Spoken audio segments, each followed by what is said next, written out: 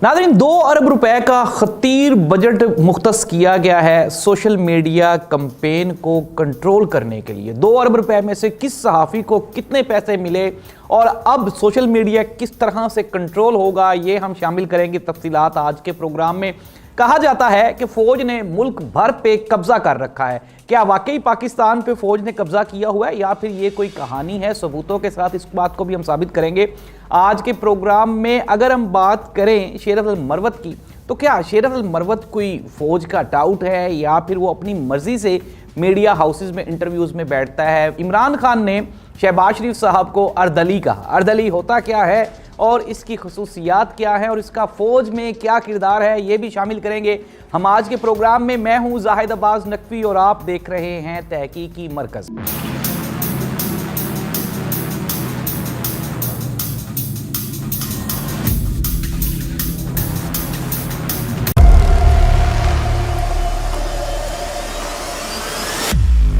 नाज़रीन, प्रोग्राम का बाकायदा आगाज करते हैं। सबसे पहले आज का सबसे बड़ा शुगल, और वो शुगल ये है कि कहा जा रहा है कि 2 अरब रुपए का खतीर बजट जो कि सोशल मीडिया को कंट्रोल करने के लिए पाकिस्तान की इस्टेब्लिशमेंट ने, आर्मी ने ये कहीं पे मैनेज किया है। सबसे पहले शामिल करते हैं आदिल राजा का ये ट्वीट। हाँ जी पाकिस्तानियों, तो क्या आप 2 अरब रुपए के प्रोपेगेंडा बजट को दफन करने के लिए तैयार हैं जो लफाफियों और बकाऊ मीडिया में बांटे जाएंगे और जिससे गाने फिल्माए जाएंगे? नाज़रीन, कहते हैं कि अकल नहीं थे मौजा ही मौजा। ये आदिल राजा ना ही तो ज़िंदगी में कभी ये सहाफ़ी था, फासक झूठा इंसान। मेरा दिल तो करता है कि इस बंदे को ना बंदा लिटा के तो इसकी ना कोई अच्छी खासी करके फेंटी लगाए। और अल्लाह के बंदे, आप मुझे ये बताओ फासिक राजा, झूठे इंसान, जाहिल आदमी, कि तुम ये कह रहे हो कि फ़ौज के पास 2 अरब रुपए का बजट है मीडिया से रिलेटेड। नाज़रीन, अगर आप सहाफ़ी हैं और अगर आपका मीडिया से कोई थोड़ा सा भी ताल्लुक़ है तो आप ये सब बासानी जानते होंगे, मुझसे भी बेहतर जानते हैं कि मीडिया को कंट्रोल करने के लिए हुकूमती इदारे मौजूद हैं, जहाँ के जैसे कि DGPR, PID, जिसे हम प्रेस इंफॉर्मेशन डिपार्टमेंट कहते हैं, डायरेक्टर जनरल पब्लिक रिलेशंस हैं। तो ये वो डिपार्टमेंट हैं जो डायरेक्टली हुकूमत के लिए मीडिया के साथ जो इंटरलिंक, जो अच्छे रिलेशनशिप कायम करने के लिए और आवाम तक हुकूमत का मैसेज कन्वे करने के लिए ये डिपार्टमेंट मौजूद होते हैं। हाँ, अलबत्ता ISPR जो कि फ़ौज का एक इदारा है, मुझे तो फिर दोबारा समझ नहीं आती इस मोटे को, ये जो फासिक राजा है, इसको रखा कितने था आर्मी में यार? इसको इतना ही नहीं पता कि ISPR के क्या काम होते हैं, DGPR के क्या काम होते हैं, PID के क्या काम होते हैं। तो ये मौसूफ फरमा रहे हैं कि 2 अरब रुपए का बजट। अब आर्मी वालों के पास तो मीडिया का कोई बजट नहीं होता। जो ISPR का बजट है उसका भी एक प्रॉपर एक ऑडिट होता है, वो कहाँ से आता है, किसको जाता है और किस तरह से वो मैनेज होता है, ये तो आप, मैं, हम सब लोग जानते हैं। कोई काम नहीं है इस वेले बंदे को। ये बाहर बैठ के मोटा सिर्फ और सिर्फ क्या करता है, ये पाकिस्तान की आर्मी और पाकिस्तान के खिलाफ साजिशें किए जा रहा है। मुझे तो तरस आता है उन लोगों पे जो इसके फॉलोअर्स हैं, जो इसकी बातों को सुनते हैं। यार, इतना टाइम आपके पास है। एक आप फॉर एग्जाम्पल, छोटी सी एक मिसाल है, अगर आप बीमार हो जाएं तो आप किसके पास जाएंगे? आप डॉक्टर के पास जाएंगे, हकीम के पास जाएंगे, किसी होम्योपैथिक डॉक्टर के पास जाएंगे या साइकिल पंक्चर लगवाने वाले के पास जाएंगे? अल्लाह के बंदो, ना ये सहाफ़ी है, ना इसका सहाफ़त से कोई लेना देना है और ना ही कोई इसको ABC XYZ, इसको कोई पता ही नहीं है मीडिया का, सहाफ़त का। और ये भाई साहब वहाँ पे बैठे हुए। अच्छा, मुझे बताएं कि फॉर एग्जाम्पल अब जो सोशल मीडिया के मेन नाम है, इमरान रियाज खान या फिर हम कहें मंसूर अली खान, उसके अलावा मैं तो खुद को भी कहता हूं मैं भी एक बड़ा नाम हूं सोशल मीडिया का, हमें कितने कितने पैसे मिले हैं यार? हमें तो बताओ। पहले कुछ लोग ये बातें करते थे जी PTI की तरफ से सोशल मीडिया के लोगों को पैसे दिए जाते हैं, कभी कहते थे नून लीग की तरफ से। और यार, सहाफ़ी तो बेचारे भूखे मार रहे हैं। अगर आप लाहौर प्रेस क्लब में कभी आओ तो यहाँ पे बच्चों की फीसें भरने तक के लिए सहाफ़ियों के पास पैसे नहीं है। और मोटे गैंडे तुम कहते हो कि ये पाकिस्तानी सहाफ़ियों को पैसे मिल रहे, और मुझे भी दिखाओ कहाँ मिल रहे हैं पैसे। नाज़रीन, मैं इस तरह की बातें करता नहीं हूं, लेकिन आज इस बंदे ने मुझे मजबूर कर दिया कि मैं इसके लिए इस तरह के अल्फाज इस्तेमाल करूं। ये जाहिल आदमी, इसको पता ही नहीं है कि मीडिया काम कैसे करता है। अब ये इसका दूसरा ट्वीट भी जरा मुलाहिजा फरमा लें, जो कि शेर अफजल मरवत के बारे में है। और ये जो इसका ट्वीट है, आपको ये भी सुन के हंसी आएगी। भला ये बताएं कि ISI तमाम मीडिया हाउसेज को PTI की नुमाइंदगी के लिए शेर अफजल मरवत को मेहमान बुलाने पर ही क्यों जोर देती है? मोहब्बत सच्चियाँ मामला है या अपने सर्कस का जानवर नचाने में फौज को मजा आता है? इमरान खान ने शेर अफजल मरवत को अपने पास बुलाया और जो मामलात थे वो क्लियर हुए। अल्लाह के बंदे, ये शेर अफजल मरवत वो है जिसने पाकिस्तान तरीके इंसाफ की तब कंपेन की इस पाकिस्तान में जब कोई झंडा लेके नहीं निकल सकता था। और ये फासिक राजा क्या कहता है, ये उसके खिलाफ मुहिम पे बैठा हुआ है। उसके जैसा बंदा जिसने अपने घर की कुर्बानी दी, वहां पे उसका घर तोड़ दिया गया इस्लामाबाद में, पार्टी के लिए अपनी वो जान तक उसने दांव पे लगाई है। और इमरान खान ने आज तक कभी एक बयान भी शेर मरवत के खिलाफ नहीं दिया। और ये फासिक राजा क्या वहां पे बैठा हुआ कह रहा है। पहली बात तो ये नाज़रीन, मैंने आपको पहले भी कहा, ये जो है मीडिया का एक सिस्टम होता है। अब फॉर एग्जांपल मैं सहाफ़ी हूँ, मैं टीवी चैनल्स पे रहा हूँ, हम लोग किसको इनवाइट करते हैं? अगर हम ये देखें कि शेख रशीद साहब की बात करते हैं, शेख रशीद साहब को इससे हटके जियो, ARY, समा, हर टीवी एंकर की ये कोशिश होती थी कि वो शेख रशीद साहब को अपने प्रोग्राम में मदऊ करें। वजह क्या है? व्यूअरशिप ज़्यादा आती है। शेर मरवत अवाम में पॉपुलर है। पाकिस्तान तरीके इंसाफ में अगर इमरान खान के बाद किसी की बात की जाए तो वो शेर मरवत पॉपुलर है।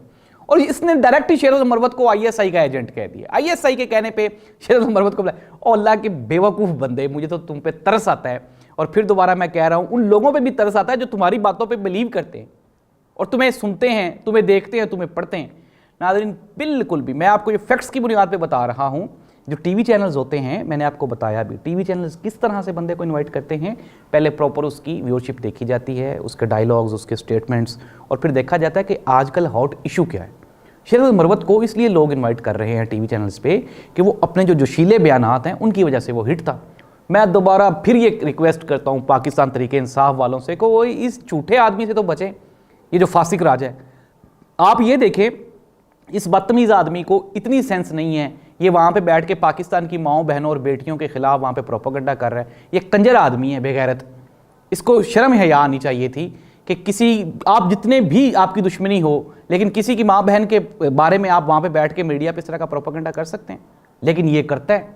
और नाज़रीन, मैं आपको दोबारा फिर बता रहा हूँ कि इस बंदे का एजेंडा सिर्फ और सिर्फ एंटी पाकिस्तानी है और इसके अलावा कुछ भी नहीं है। अब हम आ जाते हैं इसके अगले ट्वीट की जानिब, जो कि एक और कहानी है, ये भी अब ज़रा सुन लें। और ये कहानी है जी कि ये फ़ौज का जो पाकिस्तान पर कब्ज़ा, यहाँ कोई 5 मरले पर कब्ज़ा कर ले तो उम्र और जान लग जाती है कब्ज़ा छुड़वाते, तो जिन्होंने पूरे मुल्क पर कब्ज़ा कर रखा है वो इतनी आसानी से छोड़ देंगे क्या? ये फ़ौज के बारे में वो कह रहे हैं। नाज़रीन, आप प्लीज़ ट्राई टू अंडरस्टैंड। आप एक चीज़ देखें, ये जो फ़ौज है, क्या ये भारत की फ़ौज है?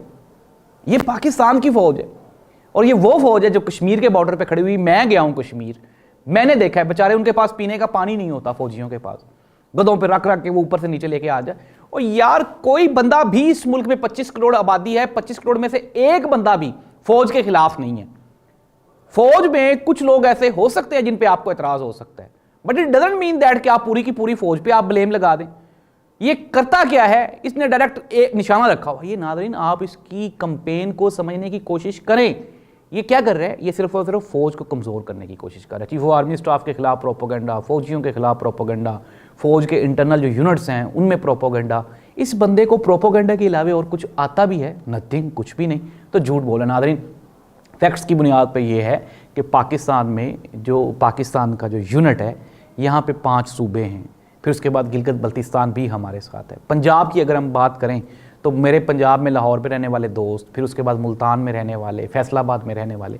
आप मुझे ये बताएं, यहाँ पे पुलिस नहीं है? पंजाब पुलिस डिपार्टमेंट है, यहाँ पे वापडा है, यहाँ पे सरकारी हॉस्पिटल्स हैं जिनमें डॉक्टर्स काम करते हैं। यहाँ पे अगर हम रेवेन्यू का बात करें तो वहाँ पे पटवारी हैं, तहसीलदार हैं, यहाँ पे असिस्टेंट कमिश्नर्स हैं, यहाँ पे डिप्टी कमिश्नर्स हैं। तो क्या इन सब लोगों ने मुल्क के ऊपर कब्जा किया हुआ है? बिल्कुल भी नहीं। हर बंदा अपनी अपने रिस्ट्रिक्शंस में रह के काम कर रहा है। फौज एक मुनज़्ज़म तरीन इदारा है जिन्होंने अपने, अगर फॉर एग्जांपल हम कहें कि कैंट्स एरियाज़ बने हुए हैं या फौजी एरियाज़ बने, इट डजंट मीन दैट कि उनका कब्जा है मुल्क पे। कुछ भी नहीं नाज़रीन, इंतहाई बोगस, छोटी और जाहिलाना इसकी कंपेन है आर्मी के ख़िलाफ़, जो कि आहिस्ता आहिस्ता बढ़ती जा रही है। अब आगे आ जाएँ, इसका अगला ट्वीट भी शामिल कर लें और फिर ये ज़रा मज़ा लें इस ट्वीट का ना। अच्छा, कभी ये पाकिस्तान आर्मी को कहता है कि पाकिस्तान आर्मी जो है वो काबिल नहीं है, इंटेलिजेंट नहीं। अब ये पाकिस्तान आर्मी को माओजे तंग के साथ जोड़ रहा है। Disguised as negotiations with the PTI, the Pakistani military junta is following Mao Zedong fight, talk, da, tan tactic. In this strategy, Mao Zedong engaged in negotiation not to reach an agreement or compromise, but to buy time, shape his opponent's perspective, and sway outside observers. Throughout the negotiations, the ultimate goal remained the same regardless of the positions taken. अगर हम बात करें पाकिस्तान तरीके इंसाफ और हुकूमत की जो engagement हो रही है, उसमें इसने ये डाला है कि फ़ौज, यार पहली बात तो ये है कि 3 मुलाकातें हुई और 3 मुलाकातों में पाकिस्तान मुस्लिम लीग नून और पाकिस्तान तहरीक इंसाफ के दरमियान बातचीत हुई, एजेंडा डिस्कस हुआ, उसने अपनी कमेटियां बनाई, उन्होंने अपनी बनाई। फौज कहाँ थी?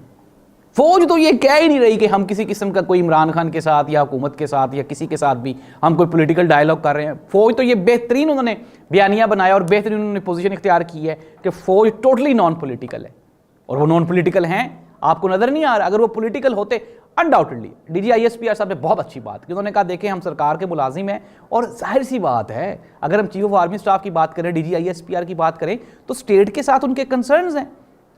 अगर हम बात करें कि वो किसके मतहत हैं, वो स्टेट के मतहत हैं, और उन्होंने तो स्टेट के लिए काम करना है। तो नाज़रीन ये क्या कोशिश कर रहा है? अब ये कहता है इसकी कोशिश क्या है, काइंडली पाकिस्तान तहरीक इंसाफ वाले इसके ऊपर गौर करें। ये चाहता है कि किसी ना किसी तरह से ये जो निगोसिएशंस हो रही हैं, ये जो टेबल टॉक्स हो रही हैं, जो मुलाकातें हो रही हैं, जो कि इमरान खान की मर्जी से हो रही हैं, इमरान खान को फिक्र है कि ये मुलाकातें कामयाब हों, ये इसका कोई नतीजा निकले।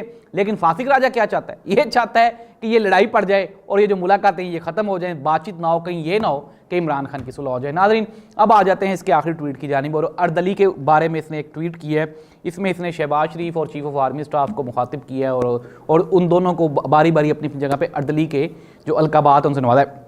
इमरान खान ने अर्दली के बारे में शहबाज शरीफ साहब का नाम लिया और कहा कि शहबाज शरीफ साहब अर्दली हैं। ये जो फासिक राजा है ये तो फौज में रहा है, पता नहीं ये अर्दलियों से क्या क्या काम लेता रहा है और इसको क्यों लगता है। नाज़रीन वो एक पॉलिटिकल स्टेटमेंट थी जो इमरान खान ने शहबाज शरीफ साहब के बारे में दी। अब ये डायरेक्टली क्या कर रहा है, ये चीफ ऑफ आर्मी स्टाफ के बारे में इस तरह के बयान दे रहा है। फिर ये कहता है कि चीफ ऑफ आर्मी स्टाफ को शहबाज शरीफ अर्दली के तौर पर मिला हुआ है।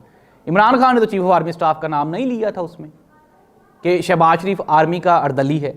तो ये क्या कर रहा है, ये सिर्फ और सिर्फ काइंडली नाज़रीन मैं आपको दोबारा फिर कह रहा हूँ, झूठे आदमी की ये सबसे बड़ी निशानी होती है कि वो अपने दुश्मन को निशाने पे रखता है, और इसका सबसे बड़ा दुश्मन पाकिस्तान की फ़ौज है, और ये पाकिस्तान की फ़ौज का दुश्मन है।